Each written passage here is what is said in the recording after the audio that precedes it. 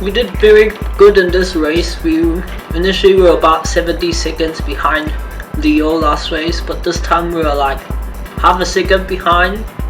We unfortunately didn't beat him because the driver made a mistake, and two people behind us, they didn't beat us mainly because they did 4 stops and they lost a lot of time. And that's their own fault for like having a poor strategy. And if you want to do more pit stops, it doesn't make sense to do 4 stop at all. We would normally just do like have a little bit less fuel, even if you're not using softer compounds, and just do a 3 stop, because the difference in fuel makes difference in lap time. And if you look at the person in first place, I saw the race replay. He actually had to pit on the last lap, but he was still 23 seconds faster than Colin, which is ridiculous.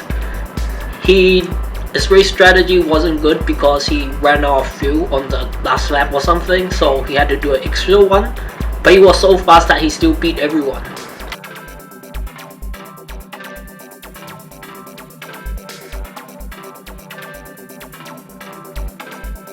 So you can see there's a driver mistake on lap 40, and I saw the race replay. He was like, he went off by himself.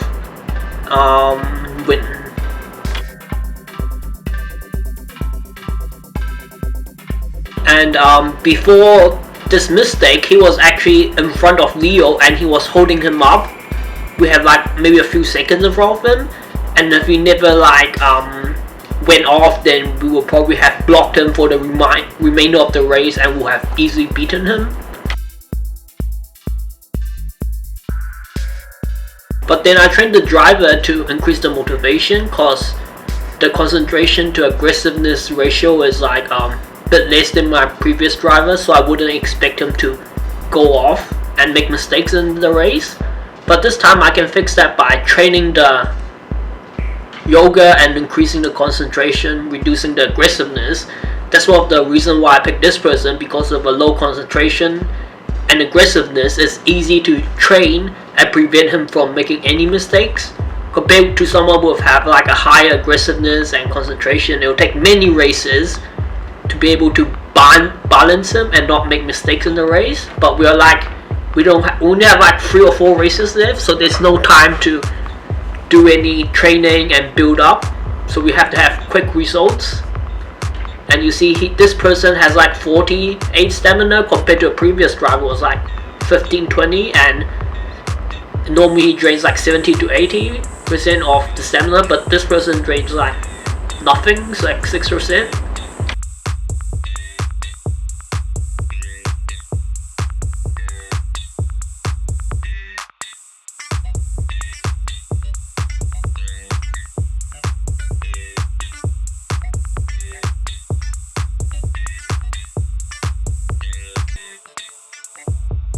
If you look at the amount of testing done on per driver and in our group, you can see like all the top drivers who scored points, they haven't done more than 300-500 testing laps, because throughout the season, even in like rookie, which we are in right now, ideally you want to have like 500 to like 700 or so testing laps, because your budget can afford to have that many testing laps, and testing is one of the cheapest and easiest ways to get car character points and make your car faster. But then you can see why I was easily able to catch up to all the other people, because they haven't done much testing. Their car isn't overpowered and much quicker than us because of their poor strategy.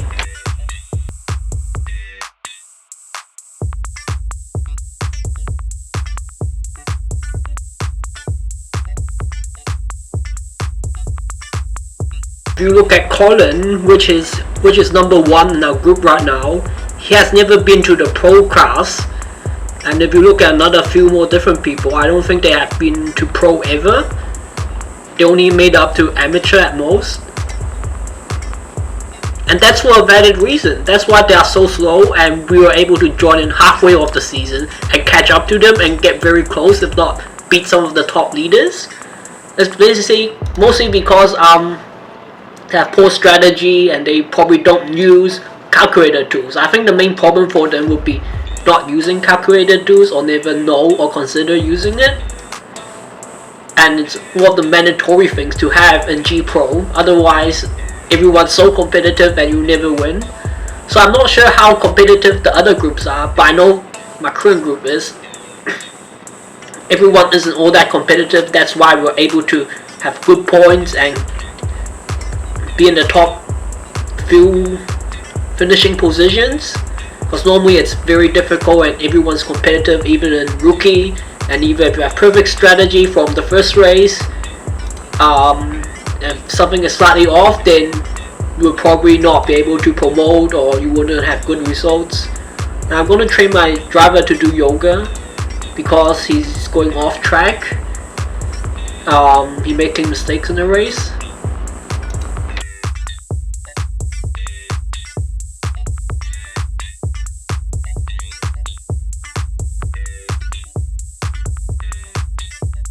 You see, we would increase the concentration by a bit, reduce the aggressiveness a bit.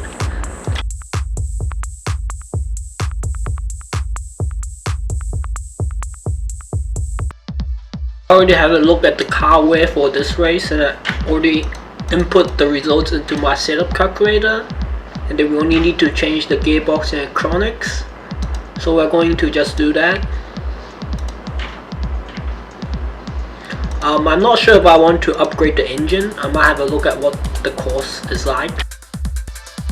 I think I might want to also upgrade the engine for this track, and so I can also be faster because there's not many races left and we have quite a bit of money. Yeah, there's not many races left.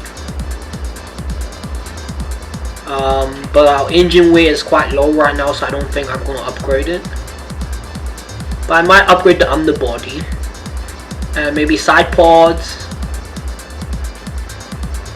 maybe the suspension. Because we didn't have many more races remaining, that's why for the past 2 or 3 races we didn't do any testing, because if we did testing it takes 3 races for the effect to come, and then like we don't have that many races left. The only reason why testing is so important is because like you only lose 1 car points after each 3 to 6 races, and if you did like testing in the early stages, then you have like 8 to 12 extra car points for like very little money, and it's like very cheap. So I'm going to upgrade like the underbody, side pods, gearbox, suspension, and electronics because we have more than enough money left. I'm not going to upgrade the engine because engine, wings, brakes, gearbox, all of that is like very sensitive to wear. It wear down a lot and you always have to replace it, so it's too expensive to keep upgrading. And I can see the driver happy range change a bit after the race.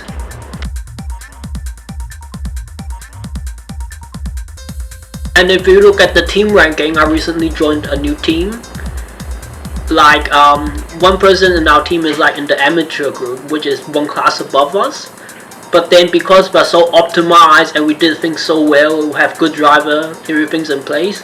Driver is probably not the best because we picked him like mid-race and he's not upgraded, but we're like 30 seconds behind someone in 1 class above us. So that tells us that all of these people, they probably don't use a calculator tool and also of that stuff, so they are not competitive, and it's going to be very difficult to play this game because everyone's so competitive. So we have to use the calculator tools.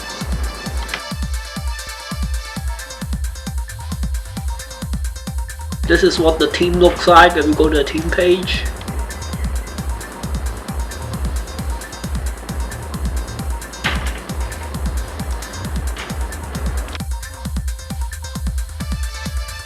If you look at the tire wear for using like a 1-stop hard, the tire wear is like very high and there's not much thread left, so it's possible that our tires are going to blow up.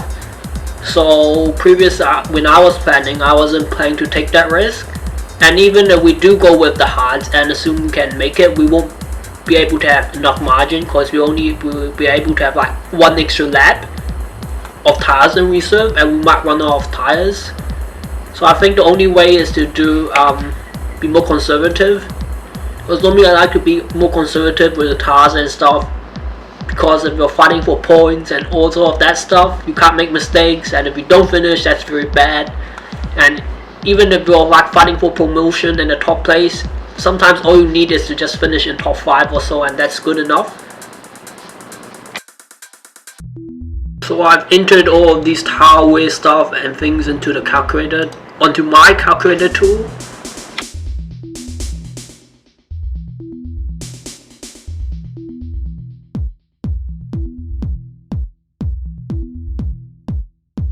So the values you're seeing was a bit different because I did that without the car update and driver training. But we entered the tools with the updated stuff. We know there's 51 laps in the race, and then we want to do 3 extra laps. And then also add a new calculation parameter, which it looks at the percentage of laps instead of just giving 3 laps or 6 laps arbitrarily. It's more accurate to like do 3% or 5% more laps. And then we've calculated that we need 18 laps, 95 liters of fuel or so, and then we can enter all of this. And if you look at this track, obviously it's easy to overtake. There's some fuel consumption, but this says it's optimal for 1 stop, but our tires are going to be too stressed while doing 2 stops.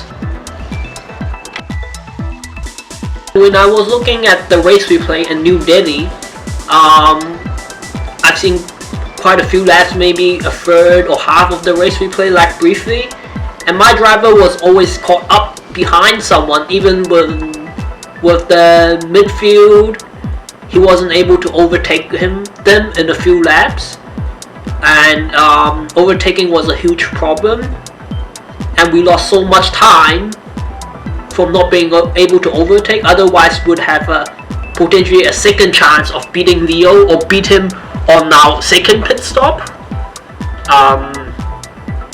So I think for New Delhi, it will be more optimum to just do a 1 stop, because even if you get caught up in traffic, it will take a lot of time to actually lose a pit stops amount of time, because the pit stop takes around like 50 to 70 seconds. So I think if we actually stick with our initial 1 stop, we could have actually have much better results, but it is what it is. And I just trusted one of my past race results because it says 2 stops, so yeah. Also made some neat comparison and updated calculation for like the difference in fuel load and how much time I lose, and I made it automatically calculate the difference in fuel for 1 stop versus 2 stop. But most of that isn't relevant right now, because we know that it's probably best to do 1 stop for every race from what we are looking at right now. I don't need to use any of this calculation yet. I wanted to do all of this to get some insight.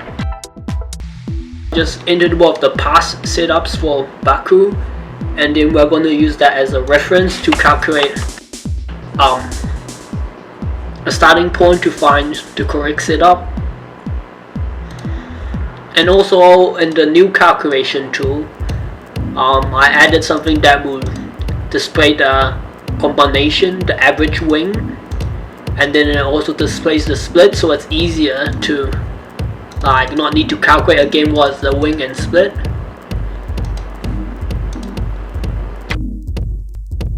So I just entered the calculated values from the calculator tool, and then we entered the values again. And for people who don't know what we're doing right now, the calculator tool can calculate the driver's acceptance range, the happy range, and if our setup is 126 points away from the optimum, then he'll comment on something. And we know if we find the transition, the boundary point just before it says the setup is okay or not, we can add half the happy range and it'll be exactly spot on the car setup. And we just enter the results again from the calculation tool.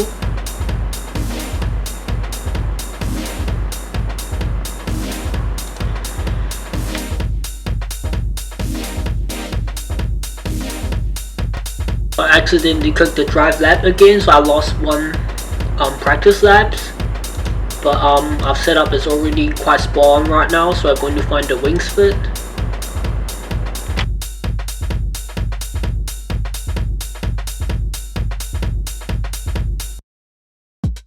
And we know it's biased to the front for the wing split.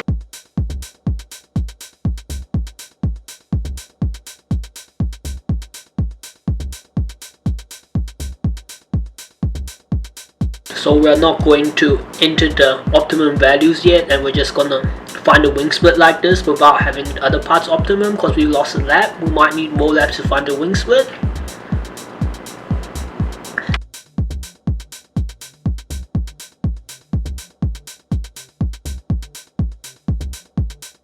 You can see the lap time decrease from having the wing split, and gonna increase the wing even more.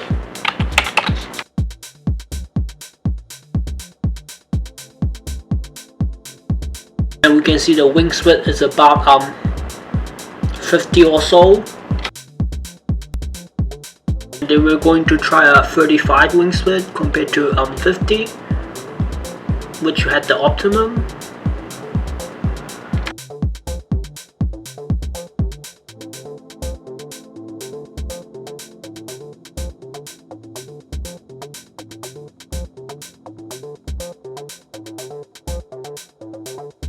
We might try a 65 wing split.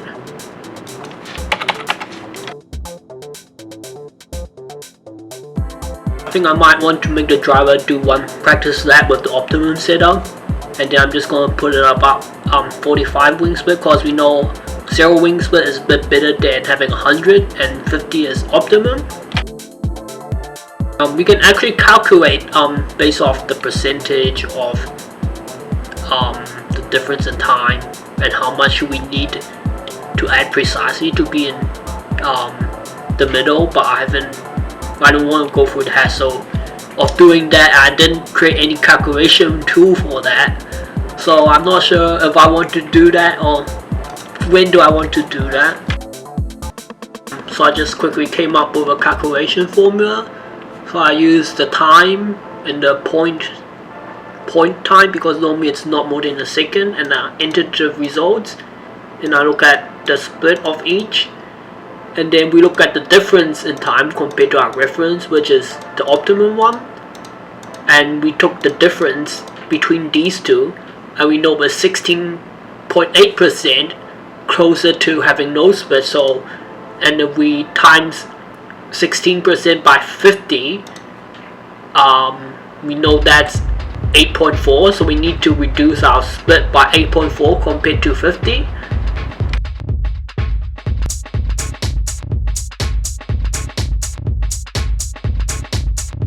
So I just entered 50 minus 8.4 for the final wing split.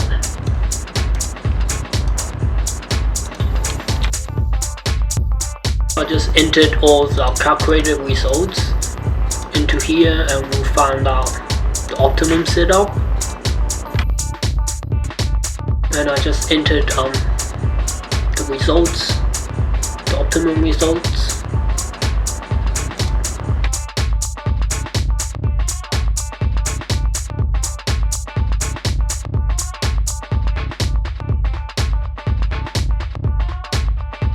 And I'm going to do qualifying.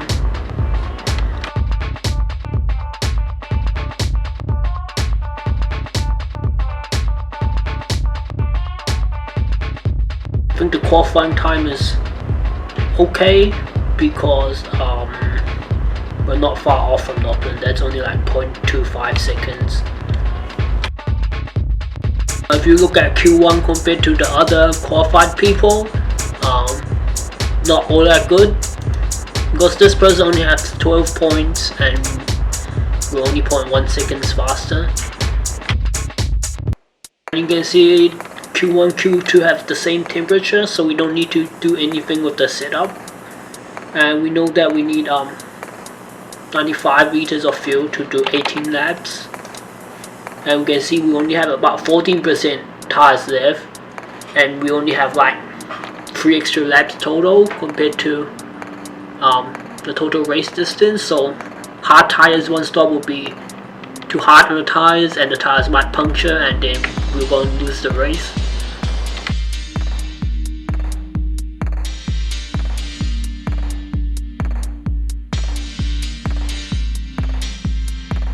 If you look at Q2, we are about 1.8 seconds slower than Seregi. Not good, I think. But last race, I can see in many laps you got stuck behind Seregi in New Delhi, because I think he's quite fast, so it was difficult to overtake. I'm just going to show the past race replay, and you can see we got stuck behind him.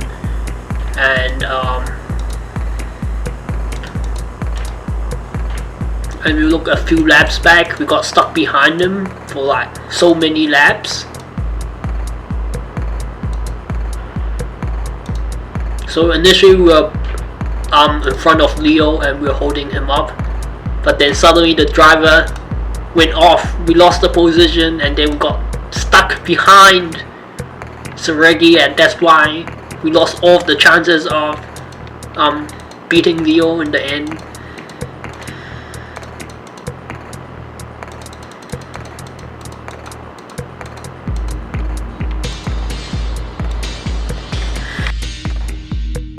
We know the average race temperature is 25, and then we have to change the car setup accordingly.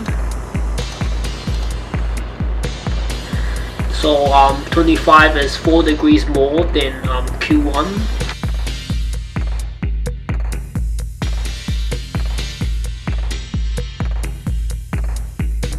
So we just entered the fuel and final setup.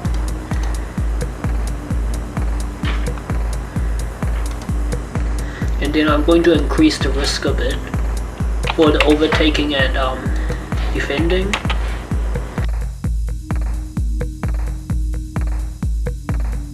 Since we're not going to win this season, I would increase the risk a bit and see what happens. Otherwise, normally I would be a bit more conservative with the risk if we're fighting for promotion. Then I also entered the boost laps for this race. So I think the setup and all of that, everything's finished. Just looking at Seregi's driver, he has very high weight, and then shockingly, if you look at his car levels, Seregi have a very slow car, and it's like very bad car, like garbage car, but he was able to have beat us in the qualifying times. So I'm not sure what's going on here, cause I really don't see why he can be that fast. But possibility would be he's doing maybe 3 stops, softer tires, and potentially he's putting a very high risk setting and making the driver push as much as possible. But if you look at Seregi last race, he finished very poorly because he had very worn out car parts and he had a car problem, so he was out of contention. And we're lucky that 2 people behind us had poor strategy, so we're able to beat them. Otherwise, we would back finish 6. You can also see our driver uses more stamina compared to our previous driver in qualifying. I think mostly because he has less concentration, though his stamina is more.